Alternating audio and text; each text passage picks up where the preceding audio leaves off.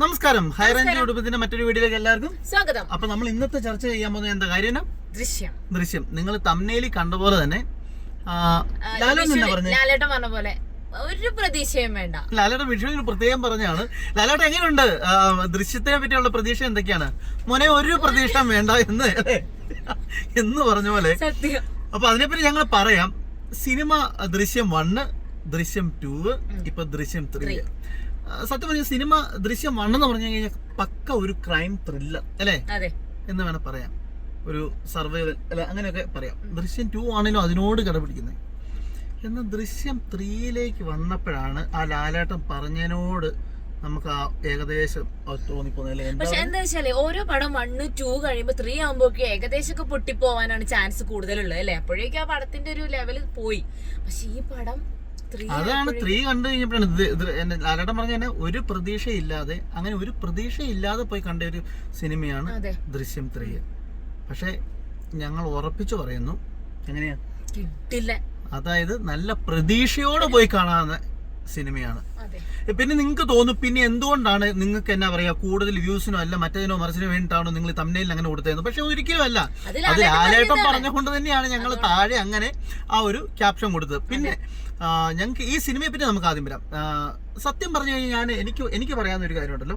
ആദ്യം തന്നെ പറയേണ്ട ഒരു കാര്യം, നമ്മൾ ഈ കഴിഞ്ഞ പ്രാവശ്യമൊക്കെ ഇറങ്ങേണ്ട നമുക്ക് ഒരുപാട് ആൾക്കാർ പറഞ്ഞു എങ്കിൽ പോലും ഈ ജിത്തു ജോസഫ് എന്ന് പറയുന്ന ഡയറക്ടർ, അദ്ദേഹം ഒരു ഡയറക്ടർ അല്ലായിരുന്നെങ്കിലുണ്ടല്ലോ ക്രിമിനൽ, പുള്ളി പക്ക ക്രിമിനൽ. അത് എന്തോ ഭാഗ്യമാണ് അല്ലേ, തലവരെ മാറിയിട്ട് പുള്ളി അങ്ങോട്ട് ഡയറക്ടർ. ഒരിക്കലും നമ്മൾ ചിന്തിക്കാത്ത വഴിയിലൂടെയൊക്കെയാണ് ആ മനുഷ്യൻ ചിന്തിച്ചിട്ടില്ലേ.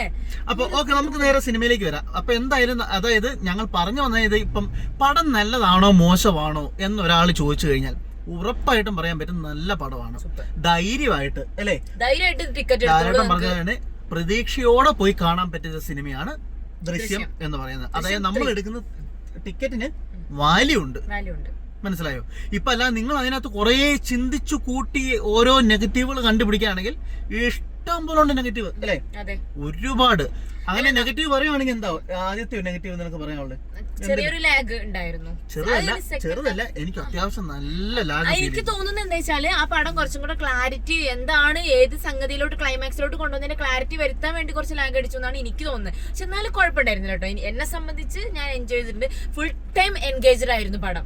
എന്താണ് അടുത്തത് ഭയങ്കര എൻഗേജ്ഡ് ആയിരുന്നു. അത് ഈ ലാഗ് ആണെന്ന് പറഞ്ഞു കഴിഞ്ഞാലും ഇത് എങ്ങോട്ട് ഏത് റൂട്ടിലേക്കാ പോകുന്നേ, ഇതെന്താണ് ഇതിന്റെ പുറകിൽ, അങ്ങനെ കുറെ സാധനം നമുക്കൊരു ക്യൂരിയോസിറ്റി ഉണ്ട്. ഇപ്പോ എനിക്ക് അതുപോലെ തന്നെ എനിക്ക് മറ്റൊരു കാര്യം ഇതിന്റെ ഇടയ്ക്ക് പറയാനുള്ളത്, ഈ നമ്മുടെ മലയാളത്തില് എത്ര ക്രൈം ത്രില്ലർ സിനിമകൾ ഇറങ്ങുന്നു അല്ലേ. പക്ഷെ ഈ ജിത്തു ജോസഫിന്റെ ആ ഒരു റൂട്ടില് ഒരു സംഭവം പോലും, ഒരു സിനിമ പോലും ഇത്ര നാളായിട്ടും വരുന്നില്ലല്ലോ എന്ന് പറയുമ്പോഴാണ് സത്യം പറഞ്ഞാൽ നമുക്കൊരു വിഷമം തോന്നുന്നത് അല്ലേ. അതല്ല ആളുകൾ പറയുന്നത്, ഇയാളൊരു ഡയറക്ടർ ആയിട്ടില്ലെങ്കിൽ ഒരു ക്രിമിനൽ ആയി പോയേനേന്ന്. കാരണം അത്രയും കണ്ണിങ് ആണ് പടത്തിൽ ചെയ്തു വെച്ചിരിക്കുന്നത്. ഞങ്ങൾ ഇതേണ്ട കണ്ണൊക്കെ കലങ്ങി. അത് വേറൊന്നുമല്ല, രാവിലെ വെളുപ്പിന് ഷോ അല്ലേ, 8:30 ഷോ. അതിനു മുമ്പ് ഷോ ഒക്കെ വേറെ കാണും. പക്ഷെ നമ്മുടെ നാട്ടില് ഇവിടെ ഇടുക്കിയില് 8:30 ഫസ്റ്റ് ഷോ. അങ്ങനെ ഫസ്റ്റ് ഷോ ഞങ്ങൾ കാത്തിരുന്ന സിനിമ കൂടിയാണ്. ലാലേട്ടൻ പിന്നെ അറിയാം, ലാലേട്ടൻ പ്രതീക്ഷ വേണ്ടെന്ന് പറഞ്ഞാലും നമ്മൾ പ്രതീക്ഷയോടെയാണ്. ജിത്തു ജോസഫ് ആയിട്ട് നമുക്കൊരു പ്രതീക്ഷ. പിന്നെ തീർച്ചയായിട്ടും. പിന്നെ ദൃശ്യം എന്ന് പറയുന്ന ഒരു ബ്രാൻഡ് അല്ലേ, ദൃശ്യം ഉറപ്പായിട്ടും അങ്ങനെ. അപ്പൊ അങ്ങനെ നമ്മൾ സിനിമയിലേക്ക് വരുന്നു. അപ്പൊ പ്രധാനപ്പെട്ട ഒരു ചോദ്യങ്ങൾ കാണും. ഫസ്റ്റ് കണ്ടവർക്ക്, കാണാത്തവർക്ക്, സെക്കൻഡ് കാണാത്തവർക്ക്. ഇപ്പൊ ഫസ്റ്റ് ദൃശ്യം കണ്ടിട്ടുണ്ട്, സെക്കൻഡ് കണ്ടിട്ടുണ്ട്. ഞാൻ ഫസ്റ്റ് മാത്രമേ കണ്ടിട്ടുള്ളൂ, സെക്കൻഡ് ഞാൻ കണ്ടിട്ടില്ല. ഞാൻ ഫസ്റ്റ് സെക്കൻഡ് ഞാൻ കണ്ടതാണ്. അപ്പൊ എനിക്ക് സാധാരണ അങ്ങനെയൊക്കെ നമുക്ക് മനസ്സിലാക്കാൻ പറ്റും. കാരണം ഇതിന്റെ ടൈറ്റിലിന്റെ ആ ഭാഗത്ത് അല്ലെ, ഇതിന്റെ എല്ലാം ആ പഴയത് ഫസ്റ്റിന്റെ സെക്കൻഡ് സ്റ്റോറി എടുത്ത് കാണിക്കുന്നുണ്ട്. അപ്പൊ അല്ലാത്തവർക്കും ധൈര്യമായിട്ട് അത് പോയി കാണാം കേട്ടോ. അതിനകത്ത് കാര്യങ്ങളൊന്നും ഇല്ല. പിന്നെ ഇതിനകത്ത് ഏറ്റവും മറ്റൊരു കാര്യം, എനിക്ക് ഞാൻ പറയാം, എനിക്ക് ഏറ്റവും കൂടുതൽ ലാസ്റ്റ് പറയണോ അതോ, എനിക്ക് ഏറ്റവും കൂടുതൽ ഇത് ഇത്രയും വലിയൊരു ക്ലൈമാക്സ് ഞാൻ ഒട്ടും എക്സ്പെക്ട് ചെയ്തിട്ടില്ല. നമ്മ ഒരു മനുഷ്യനും എക്സ്പെക്ട് ചെയ്യാത്ത ഒരു ക്ലൈമാക്സ് ആയി പോയത്.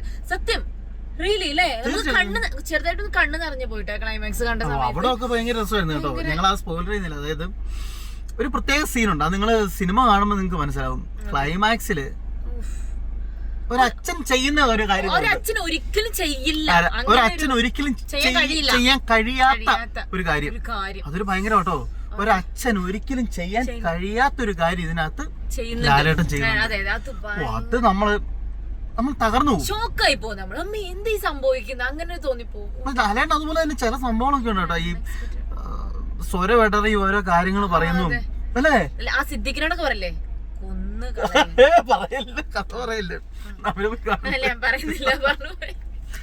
സോറി സിനിമയുടെ ഇതുകൊണ്ട് അവള് അത് പറഞ്ഞു പോയതാണ്. നിങ്ങളത് വിട്ടുതരാം. പക്ഷെ എന്നാലും നിങ്ങൾക്ക് അത് പക്കായിട്ട് കാണാനുള്ളതുണ്ട്, ഒരുപാട് കാര്യങ്ങളുണ്ട്. പിന്നെ ഇതിനകത്ത് എന്നാ ഫസ്റ്റിനകത്ത് ജോർജ് രക്ഷപ്പെടും, സെക്കൻഡിനകത്ത് രക്ഷപ്പെടും, തേർഡിനകത്ത് രക്ഷപ്പെടുമോ ഇല്ലയോ എന്ന് ചോദിച്ചു കഴിഞ്ഞാൽ അത് നിങ്ങൾ സിനിമ കാണുക. രക്ഷപ്പെടാതിരിക്കാം, അത് നിങ്ങൾ സിനിമ കാണുക. അത് ചിലർ ഒത്തിരി പേര് പറയുന്നുണ്ട് ഇതിനകത്ത് പുള്ളി ശിക്ഷിക്കുകയാണ് കണ്ടെത്തി എന്ന് പറയുന്നു. ചിലപ്പോ ശരിയായിരിക്കും കേട്ടോ. ചിലര് പറയുന്നു ഒരിക്കൽ രക്ഷപ്പെടുമെന്ന് പറയുന്നു, ചിലപ്പോ അതും ശരിയായിരിക്കും കേട്ടോ. കാരണം ആ രീതിയിലൊക്കെ പോകുന്നുണ്ട് പടം. അപ്പൊ അത് എവിടെ ചെന്ന് അവസാനിക്കുന്നു എന്ന് ഞങ്ങൾ ഇപ്പൊ പറഞ്ഞു കഴിഞ്ഞാൽ പിന്നെ നിങ്ങൾ ആ സിനിമ പോയി കണ്ട കാര്യമില്ല. അതാണ് അതിനകത്തെ സസ്പെൻസ് അല്ലെ. ഒരു സസ്പെൻസ് കൊണ്ട് നമ്മള് ദൃശ്യം 3 ഈ പടം നിൽക്കുന്നു വിചാരിച്ചു. അല്ല കേട്ടോ, ദൃശ്യം 4 അത് അനൗൺസ് ചെയ്തു. അത് ഭയങ്കര ഹിന്റ് തന്നിട്ടാണ് പടം എൻഡ് ചെയ്യുന്നത്. അത് ഭയങ്കര ദൃശ്യം 4 ഇറങ്ങാൻ അതിന്റെ ഒരു ഹിന്റ് കൂടെ നമുക്ക് തന്നിട്ടുണ്ട്. ഭയങ്കര രസമായിട്ട് നമുക്കൊരു പിന്നെ കോമഡി ആയി പോയി. അത് ഏറ്റവും ഭയങ്കര ഇഷ്ടപ്പെട്ടുണ്ടല്ലോ. അതായത് ഈ നമ്മുടെ ഓഡിയൻസ് ഉണ്ടല്ലോ, നമ്മുടെ കൂടെ ഇരുന്ന് കണ്ട ഓഡിയൻസ്. ഒരു സിനിമ വിജയിപ്പിക്കുന്ന പറഞ്ഞാൽ സത്യം പറഞ്ഞ ഓഡിയൻസ് അല്ലേ. പിന്നെ നമ്മളൊരു ക്രൗഡ് ഇപ്പൊ ഒരു വലിയ ഇപ്പൊ നമ്മൾ ചില തിയേറ്ററിൽ ഇരിക്കുമ്പോ വലിയ ആൾക്കാരുടെ കൂടെ ഇരുന്ന് മസിലും പിടിച്ചിരുന്ന് അല്ലെ സിനിമ കാണുന്ന ആ ഫീലില്ല. ഒരു സംഭവം വന്ന കൈയടിക്കത്തില്ല, ചിരിക്കത്തില്ല, എന്തേലും ആയിക്കോട്ടെ. ഇത് അങ്ങനത്തെ ഒരു ഓഡിയൻസിലൂടെ അല്ല ഞങ്ങൾ കണ്ടത്. അതായത് കൈയടിക്കേണ്ടടുത്ത് കൈയടിക്കും, കരയേണ്ടടുത്ത് കരയും, തെറി പറയേണ്ടടുത്ത് തെറി പറയും. ഇതെല്ലാം ചെയ്യുന്ന ഒരു തിയേറ്റർ അല്ലെ. അങ്ങനത്തെ ആൾക്കാരോടെ സത്യം പറഞ്ഞ അങ്ങനത്തെ ആൾക്കാരോടെയാണ് ഞങ്ങൾ ഇന്ന് കണ്ടത്. അപ്പൊ എന്തായാലും നിങ്ങൾ നേരത്തെ പോയി അല്ലെ, ധൈര്യമായിട്ട് ടിക്കറ്റ് എടുക്കാം കേട്ടോ. അതായത് നഷ്ടമാകത്തില്ല. ഞാൻ പറഞ്ഞ ചെറിയ ചെറിയ നെഗറ്റീവ് ഉണ്ടോ എന്ന് ചോദിച്ചു കഴിഞ്ഞാൽ നിങ്ങൾ അങ്ങനെയൊക്കെ എന്നാ പറയാ അതിനകത്ത് നോക്കി ഇഷ്ടം പോലെ കാണും. അതൊന്നും നോക്കേണ്ട കാര്യമില്ലെന്നേ. എന്നാ 100-150 രൂപയ്ക്ക് നിങ്ങൾ ടിക്കറ്റ് എടുത്തിട്ട് കയറി ധൈര്യമായിട്ട് കയറി എൻജോയ് ചെയ്ത് പോരാ അല്ലേ. അപ്പൊ എന്തിനു വേറെ പറയാനുണ്ടോ? ഇല്ല. അപ്പൊ ഒരു പ്രതീക്ഷയില്ല, നല്ല പ്രതീക്ഷയുണ്ട് കേട്ടോ.